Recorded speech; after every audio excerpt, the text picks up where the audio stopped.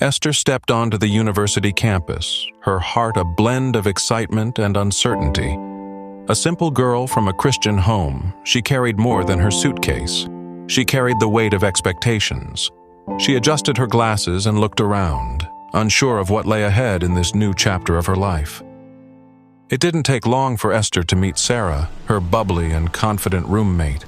Sarah had a way of filling the room with energy, her words flowing as freely as her laughter. Esther couldn't help but smile, but something about Sarah's exuberance felt both welcoming and overwhelming.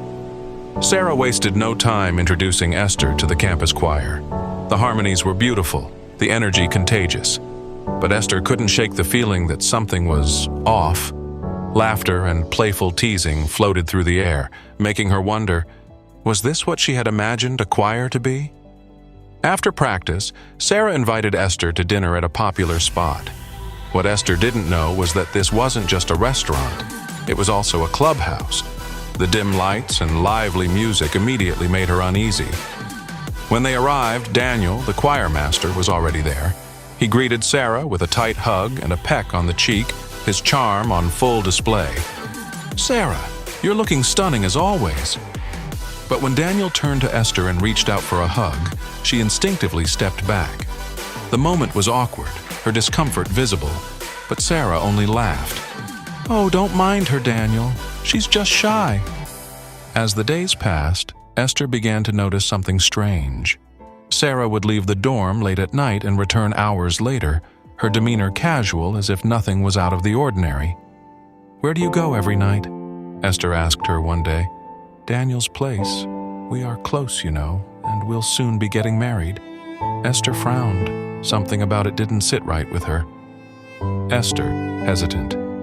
"But don't you think it's wrong to spend so much time at his house? You're not even married." "Come on, Esther. Don't be so uptight. We're just having fun. Besides, we're getting married eventually. What's the big deal?" Sarah's words lingered, planting seeds of doubt in Esther's mind. Was she being too rigid, or was something truly wrong? Esther found herself torn. Sarah's carefree attitude and the actions of the choir members around her made her question everything she believed. Was this what faith looked like now? Was she being led astray, or was this just a new way of living out her faith? Deep down, a voice within her whispered that something wasn't right, but it was hard to ignore the pull of her flesh. One night, Esther returned to the dorm to find Sarah pacing, her phone pressed tightly to her ear. "I told you, Daniel. She's not ready yet. Give her time. She'll come around." Esther froze in the doorway, her heart pounding. Were they talking about her? Sarah ended the call quickly, turning to Esther with a smile that didn't quite reach her eyes. "Oh, hey, you're back. Everything okay?" But Esther couldn't shake the feeling that the world she had stepped into was darker than it seemed. Night falls, but rest eludes Esther. She lies awake, her mind replaying Sarah's heated phone call. The words echo, desperate and unclear. What is Sarah hiding? What could be so urgent?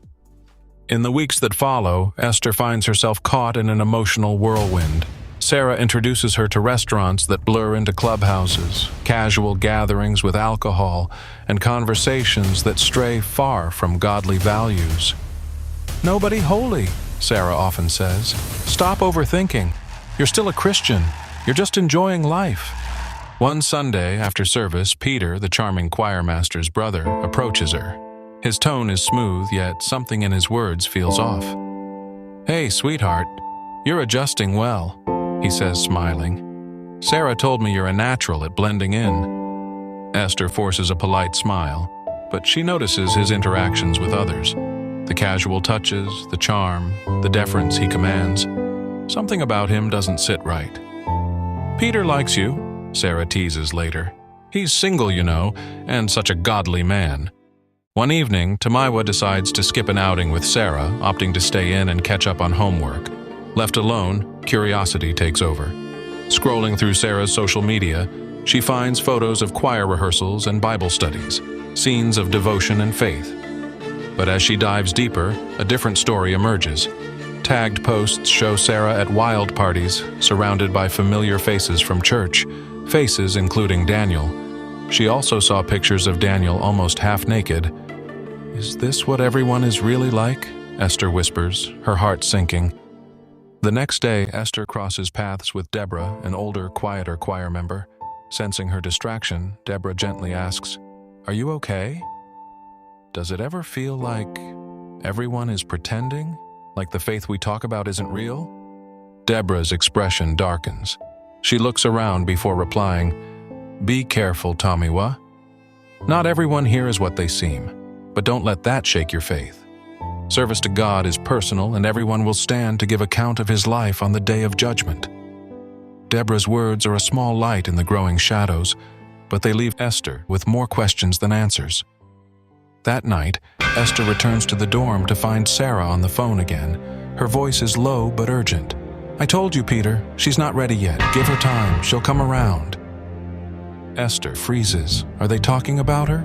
She steps into the room and Sarah turns, startled. "Oh, hey! Didn't see you there." Esther forces a smile, but her chest tightens. She knows she's being drawn into something far deeper than she imagined, and she's not sure she can resist. In a world where appearances deceive and faith is tested, Esther's journey grows darker. The mask of hypocrisy thickens, and the shadows of doubt creep closer. Will she hold on to her faith, or lose herself in the lies? Watch out for episode 2.